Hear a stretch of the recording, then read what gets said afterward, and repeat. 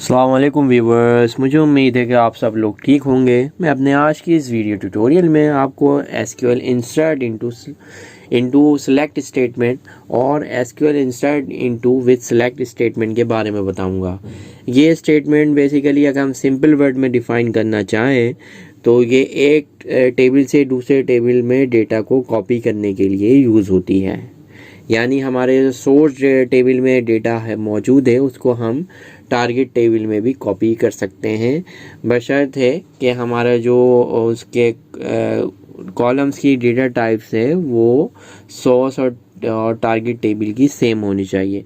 अगर अभी आप इस वीडियो ट्यूटोरियल को कंप्लीट देखिएगा, चूँकि मैं इसके प्रैक्टिकल एग्जांपल भी बताऊंगा। तो सबसे पहले जैसे आपको पता है कि थोड़ा सा मैं थ्योरेटिकल एक्सप्लेन करता हूँ, उसके बाद फ़ौरन मूव हो जाता हूँ अपनी प्रैक्टिकल एग्जाम्पल की तरफ। और ज़्यादातर मेरा हिस्सा जो है वो प्रैक्टिकल एग्जाम्पल पे ही बेस करता है, ताकि मेरे व्यूवर्स को जो है इजीली अंडरस्टैंड हो सके।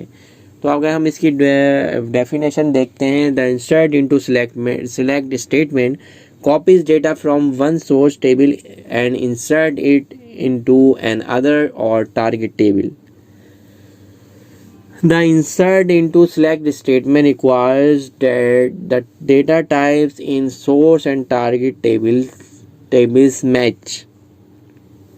The existing record in the target table are unaffected.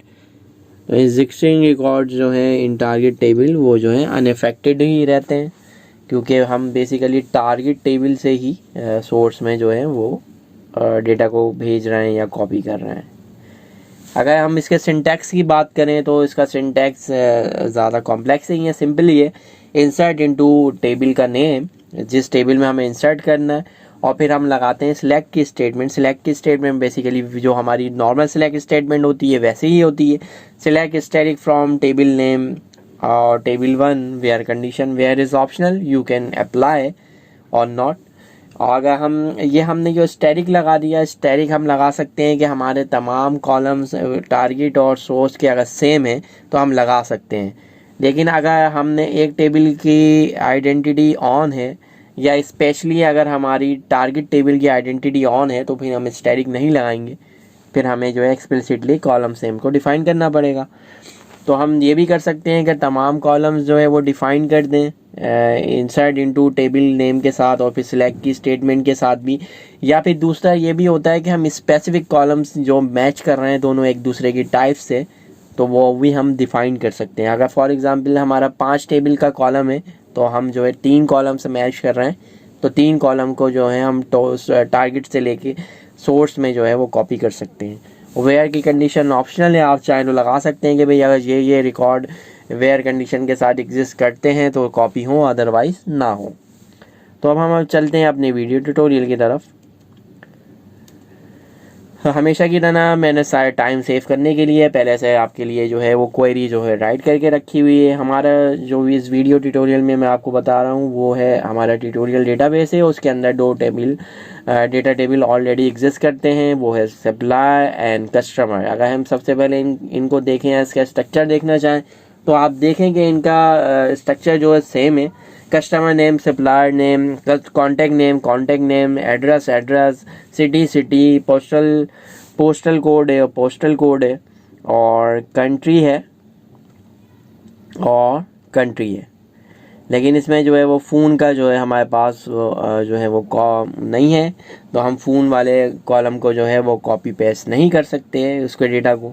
और इसी तरह जो है कस्टमर आईडी और सप्लायर आईडी जो है इसकी आइडेंटिटी यानी ऑटो इंक्रीमेंट ऑन है, तो बेसिकली ये भी हमारे पास कॉपी नहीं हो सकती है। तो ये हमने दोनों टेबल्स को देख लिया है। अब हम जाते हैं, इसको तो मैं हटा देता हूँ ताकि स्पेस को जो है ईजिली मैनेज हो जाए। अब हम जाते हैं कि सिलेक्ट इनटू कस्टमर के टेबल के कस्टमर नेम, सिटी और कंट्री, इन 3 कॉलम्स में जो है डेटा जो है वो कॉपी हो, और कहाँ से होगा, वो सप्लायर से होगा।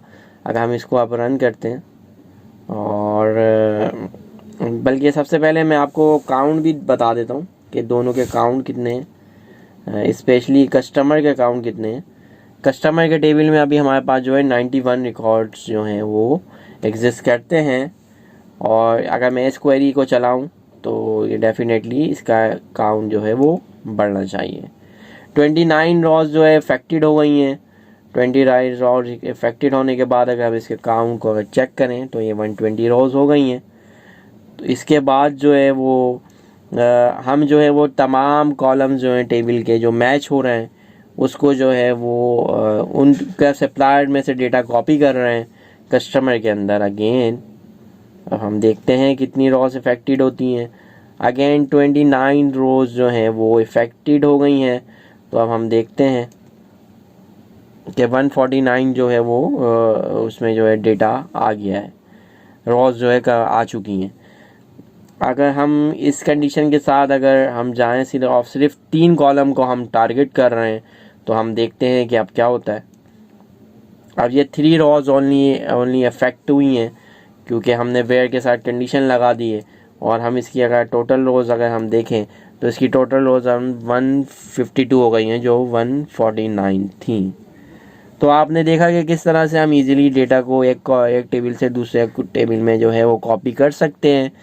और जब डेटा माइग्रेशन हो रही हो या कोई किसी एक टेबल का डेटा दूसरे टेबल में मूव करना हो तो ये सिलेक्ट इनटू की स्टेटमेंट जो है हमारे बहुत यूज़फुल होती है। तो आपको इसकी यूटिलिटी समझ आई होगी आई बिलीव इसकी, और इसको किस तरह से इसका सिंटैक्स लिखते हैं, क्या क्या इसकी पॉसिबिलिटीज़ हो सकती हैं, किस तरह से इसको यूज़ कर सकते हैं। मुझे उम्मीद है कि पसंद आया होगा। अगर आपकी नॉलेज में इजाफा हुआ है और आपको समझ भी आई है और आपको पसंद भी आया है तो मेरे चैनल को सब्सक्राइब करें, मेरी वीडियोस को लाइक करें, शेयर करें, कमेंट्स करें और फीडबैक देना ना भूलिएगा। इसके साथ अपना बहुत ख्याल रखिएगा। मुझे मोहम्मद तारिक को इजाज़त दीजिए। Take care. अल्लाह हाफिज़।